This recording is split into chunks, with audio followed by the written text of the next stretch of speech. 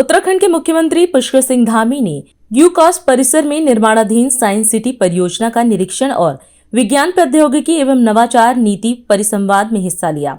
उन्होंने कहा कि देहरादून की साइंस सिटी भविष्य में देश भर के विद्यार्थियों, शोधकर्ताओं और वैज्ञानिकों के लिए विज्ञान, नवाचार और अनुसंधान का प्रमुख केंद्र बनेगी। इस अवसर पर मुख्यमंत्री ने विज्ञान सेतु पहल के तहत विज्ञान वाणी, विज्ञान दृश्यम और विज्ञान धारा का लोकार्पण करते हुए कहा कि इससे वैज्ञानिक ज्ञान आम लोगों तक आसानी से पहुंच सकेगा।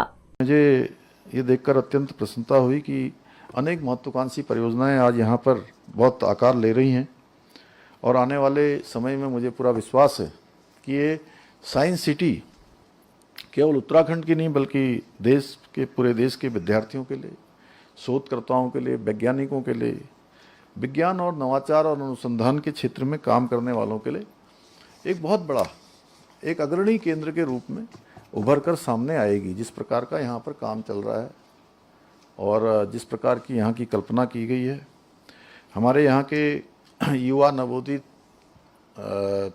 उदयमान वैज्ञानिकों को, युवाओं को, सबको यहाँ पर अत्याधुनिक सुविधाएं उपलब्ध होंगी जो उनके सपनों और विचारों को नई उड़ान देने का कार्य करेंगी।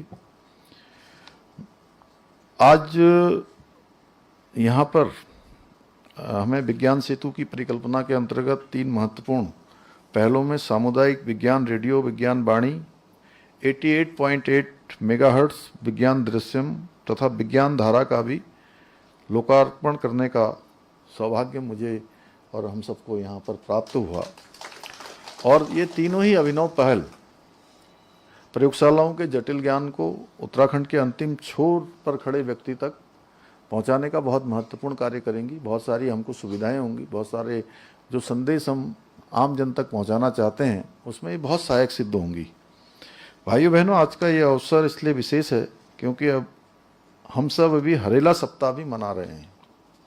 प्रकृति संरक्षण का एक पर्व है। इस अवसर पर आज हमें यूकॉस्ट के परिसर में पौधारोपण करने का भी सौभाग्य प्राप्त हुआ है।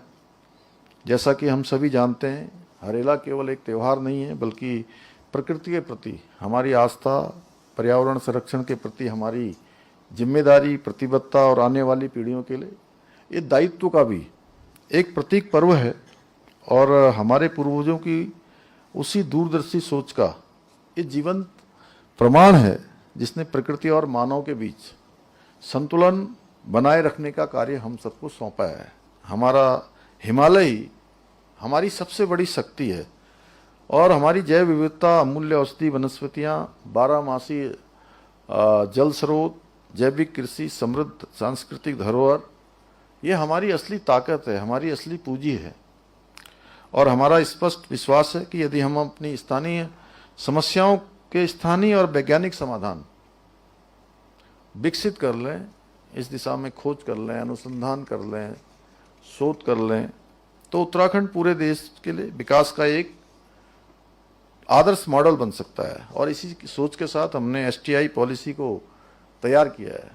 मुझे पूरा विश्वास है कि ये नीति उत्तराखंड के युवाओं के सपनों को नई उड़ान देकर हमारे राज्य को देश के सबसे आत्मनिर्भर, नवाचार प्रेरित, विकसित राज्यों की अग्रिम पंक्ति में सबसे आगे खड़ा करने का काम करेगी। इन्हीं शब्दों के साथ एक बार मैं फिर से आप सभी महानुभावों को, आप सभी का इतने सारे लोग जुड़े हैं और प्रदेश के अतिरिक्त भी बहुत सारे स्थानों से लोग जुड़े हैं। आप सब इतने महत्वपूर्ण क्षेत्रों में काम करने वाले विभिन्न वैज्ञानिक हैं, संस्थानों के विभागाध्यक्ष हैं, हमारे वाइस चांसलर्स हैं, अन्य संस्थानों के जो प्रतिनिधि हैं और बहुत सारे स्टूडेंट्स जो हमारे इस कार्यक्रम से जुड़े हुए हैं, आज परिसंवाद कार्यक्रम से जुड़े हुए हैं, हमारे मीडिया के मित्र भी यहाँ पर आए हुए हैं। मैं आप सभी का एक बार पुनः आभार व्यक्त करते हुए अपनी बात को समाप्त करता हूँ। धन्यवाद। आज हम इस कार्यक्रम में आपसे विदा लेते हैं। आप अन्य खबरों के लिए बने रहे। राष्ट्र सर्वप्रथम, वंदे मातरम, जाग उठा है भारत। राष्ट्र सर्वप्रथम।